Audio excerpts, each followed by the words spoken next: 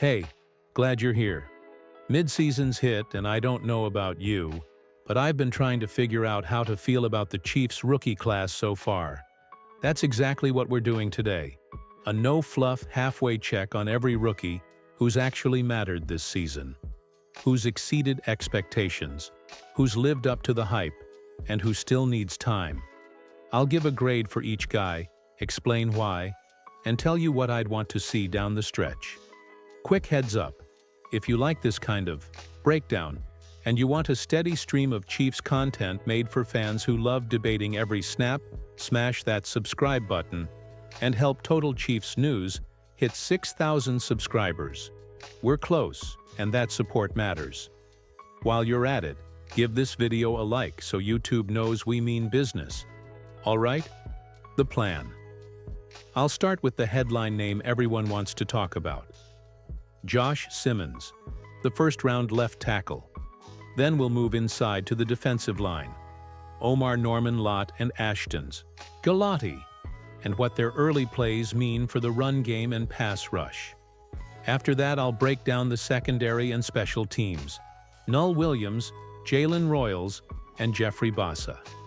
Finally, we'll close with Brashard Smith, and a quick verdict on the whole class. Before we dig in, I want to hear from you. In the comments right now, tell me, which rookie surprised you the most so far, for better or worse? I'll read the best takes and pin my favorite. And right here, quick yes or no. Do you think this rookie class is a net win for the Chiefs this year? Say yes or no in the comments. That little vote helps me gauge how the fan base is feeling compared to what I see on film. A couple of ground rules for my grades. I'm grading based on on-field impact, consistency, fit with scheme, and future outlook. Availability matters. If a player's been sidelined by an injury or a family situation, that affects the grade simply because we haven't seen enough tape. But I won't be soft. I'll call out what I like and where I want to see growth. So let's get into it. First up, Josh Simmons. Why his tape makes you feel excited, and why there's a small reason to hold back from handing out an A+ just yet. If you want me to slow down and break any single player's film into its own deep dive later, type the player's name in the comments, and I'll prioritize the most requested one for a follow-up video. And hey, don't forget, hit subscribe so we can get to 6,000 and keep bringing this content. Let's start right where every conversation about this rookie class begins. With Josh Simmons, the Chiefs' first-round pick at number 31 overall. When Kansas City made that pick, there was a lot of chatter. Some people said the team reached for a guy with injury concerns. Others thought it was genius, a move that could solidify Patrick Mahomes' blind side for the next decade. And honestly, after what we've seen, both sides have a point. Because when Simmons has been on the field, he's looked every bit like a franchise left tackle. The first thing that jumps off the screen is how smooth he moves for his size. He's strong, athletic, and surprisingly light on his feet. He uses his hands with real precision, sets his base with confidence, and doesn't get bullied in pass protection. You can tell right away that this is a guy who's been coached well and takes pride in his craft. And that's exactly what this offensive line needed. When Joe Thuney left, the left side of the line suddenly felt uncertain. There were questions. Would Mahomes have enough time? Would the run game stall? And who would fill that leadership gap? Simmons came in and instantly helped stabilize it. In the few games he's played, he's flashed all the tools you could ever want. He's physical, technically sound, and has already shown he can anchor against high-end pass rushers. One of my favorite quotes from draft night came from an analyst who said, "If Josh Simmons stays healthy, he'll be the last left tackles Mahomes ever plays with." And that's probably the highest compliment you can give an offensive lineman. Now here's where it gets tricky, and why his grade isn't a perfect A+. Simmons missed time because of a family situation, and that meant fewer reps and less time to develop chemistry with the rest of the unit. He's been everything we hoped for when he's on the field, but we just haven't seen enough yet to confirm he can maintain that level of dominance for an entire season. So for now, I'm giving Josh Simmons a solid A. Not an A+, not yet, but absolutely trending in that direction. If he stays healthy and keeps this level of play through the rest of the year, he'll earn that top mark easily. And honestly, I think Chiefs fans should feel lucky.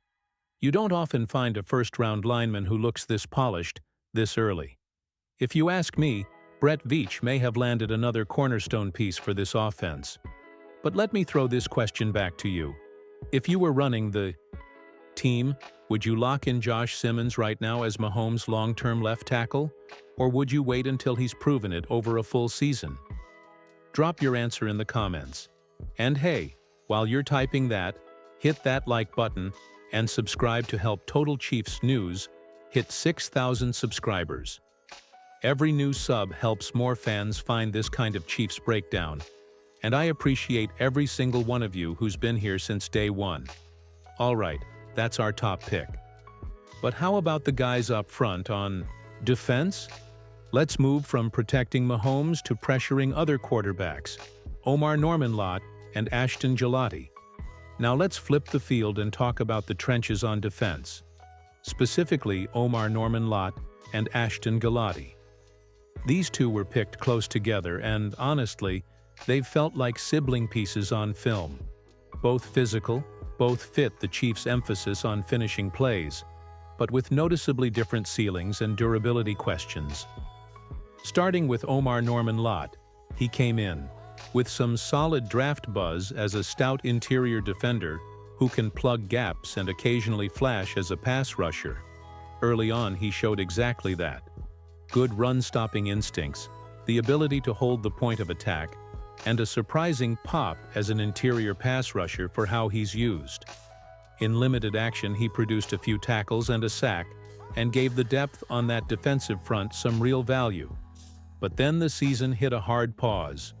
Norman-Lott tore his ACL, and that changes everything for a rookie who'd only just started to build momentum. An ACL so early in a career creates real unknowns. Recovery time, explosiveness off the ball, and the mental hurdle of trusting your knee on every rep. Based on what we saw before the injury, he projects as a quality depth piece and maybe a rotational interior threat, but not a guaranteed star. For that mix of flashes and real availability concern, I'm slotting Norman-Lott at a C++. I want to see him return healthy next year and prove that ACL was just a bump in the road, not a long-term limiter. Now Ashton Gillotte. I like this pick coming out of the draft, and so far Gillotte has fit the scheme in a very Chiefs way. Tough in run defense, reliable wrapping up tackler, and a guy who doesn't shy away from contact. He hasn't put up huge splash plays as a pass rusher yet. His counting stats are modest, but the tape shows consistent effort and play finishing ability. That matters. The Chiefs value that mentality, and Gillotte has earned reps and trust by simply making the plays he's supposed to make. Stat lines for both are similar, which is why I tend to think of them as a pair. One with a higher upside if healthy, Norman-Lott. The other with steadier floor, Gillotte. Given Gillotte's steadiness and room to grow, I'm giving him a B. Not a ceiling star yet, but a useful rotational defender who could become a key piece as he gains experience. Quick engagement. Which of these two do you want the Chiefs to build around? Next season? Type Norman-Lott or Gillotte in the comments and explain why. Also vote in the comments. Should Kansas City invest more draft capital in the interior defensive line this offseason? Yes or no? And hey, if you're enjoying the breakdowns, hit like and make sure you're subscribed. We're grinding towards 6,000 subscribers, and every new sub helps us keep making content that actually breaks down what matters in KC football.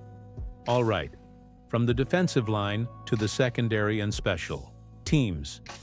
Next up, I'll cover Null Williams, Jalen Royals, and Jeffrey Bessa, who's been a special teams hitter. All right, now it's time to move into the back half of the field. the secondary, and the guys who've made their mark on special teams. And let's start with a name that's quietly becoming one of the more interesting stories on this roster. Null Williams. Williams was thrown into the deep end early. The Chiefs didn't ease him in with soft assignments or garbage time snaps. They told him, "Get out there and play." And to his credit, he did exactly that. He was covering legitimate NFL talent right out of the gate. Guys like A.J. Brown, Devonta Smith, Malik Neighbors. Names that'll test even experienced corners. And you know what? He held his own. Not perfect, not elite, but solid.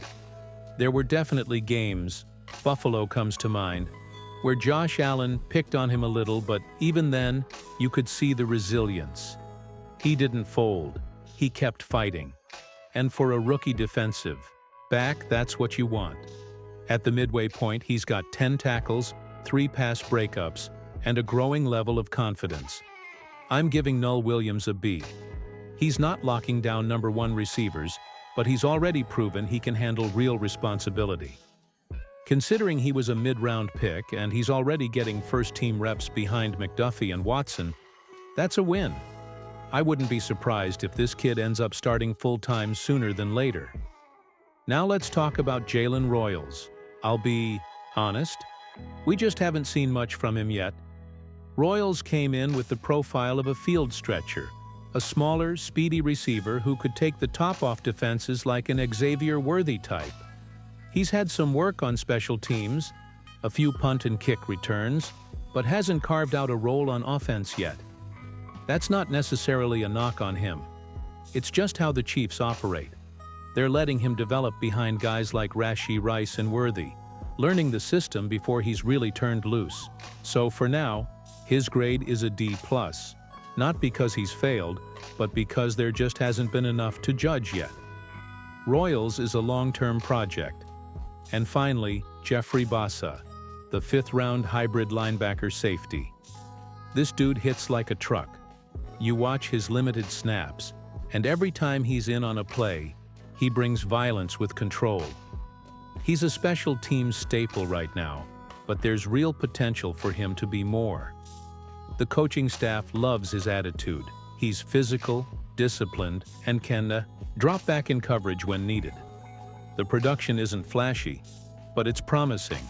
5 tackles, 1 forced fumble, all mostly in garbage time. He's got the motor and mentality Spags loves in rotational defenders. I'm giving Bassa a C, mainly because the reps are limited, but the energy and upside are real. So let me ask you, out of these 3, who deserves more snaps going forward? Null Williams, Jalen Royals, or Jeffrey Bassa? Drop your pick in the comments. And if you haven't yet, hit that subscribe button right now.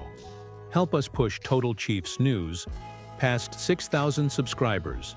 And drop a like if you're enjoying these player breakdowns. Your support keeps this channel running and growing with real Chiefs fan energy. Next up, we'll close out with the final rookie on the list, Brashard Smith, and give a final verdict on this entire rookie class. Let's see if Kansas City's future looks as bright as we think. All right, Chiefs Kingdom. Time to wrap this rookie review with one of the most electric names to come out of Kansas City's 2025 draft class, Brashard Smith. And I'll say this right up front. This dude has juice. From OTAs to preseason, and even through the early regular season games, Smith has flashed that rare combination of speed, twitch, and instincts that immediately makes him stand out. The moment he steps on the field, you can see why the Chiefs loved him coming out of Miami. He's a playmaker, plain and simple. Smith's transition to the pros wasn't perfect. It rarely is. But what's most exciting is his versatility. He's lined up inside and outside, returned kicks, and even been used on motion plays to create mismatches. When you watch him move, it's easy to see shades of Mecole Hardman, but maybe with a touch more football IQ and reliability as he develops. Statistically, Smith hasn't exploded yet. Around 150 all-purpose yards and a touchdown midway through the season, but his impact per snap is noticeable. Every time he touches the ball, defenses react. He forces adjustments, and in a loaded offense that already features Rashee Rice, Xavier Worthy, and Travis Kelce, that's saying something. One underrated part of Smith's game: he's a tough kid. He's taken hits over the middle and bounced back up without flinching. That mentality fits perfectly in this locker room, and Andy Reid's been quietly giving him more offensive reps week by week, which tells you they see him as part of the plan, not just a gadget guy. If he continues trending this way, Brashard Smith could very well be one of those mid-round gems Brett Veach is famous for finding. So I'm giving Brashard Smith a solid B+, maybe even an A by season's end if the production keeps climbing. Now stepping back, let's grade the entire 2025 Chiefs rookie class so far. Josh Simmons, OT. A. Immediate impact, starter-level play, protecting Mahomes like a vet.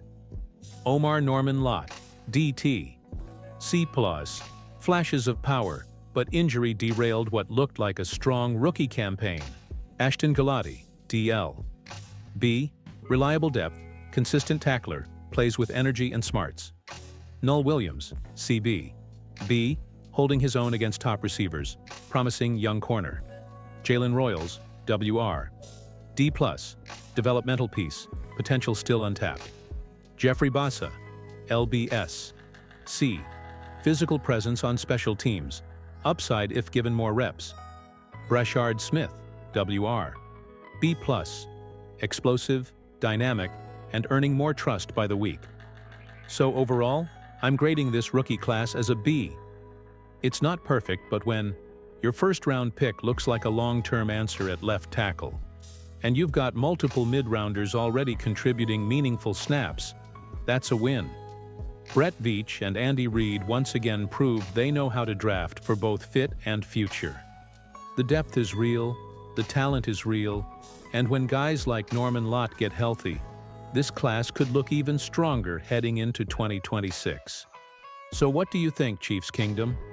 Who's your favorite rookie so far, and which one do you think will have the biggest breakout next season? Drop your thoughts in the comments. I'll be reading and featuring the best takes in our next video. And hey, if you haven't yet, smash that like button, subscribe to Total Chiefs News, and help us keep growing the biggest Chiefs fan community on YouTube. We're pushing for 6,000 subscribers, and your support means everything. That wraps up our rookie report card. But don't go anywhere.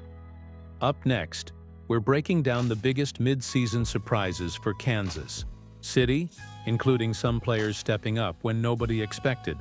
Stay tuned, Chiefs Kingdom.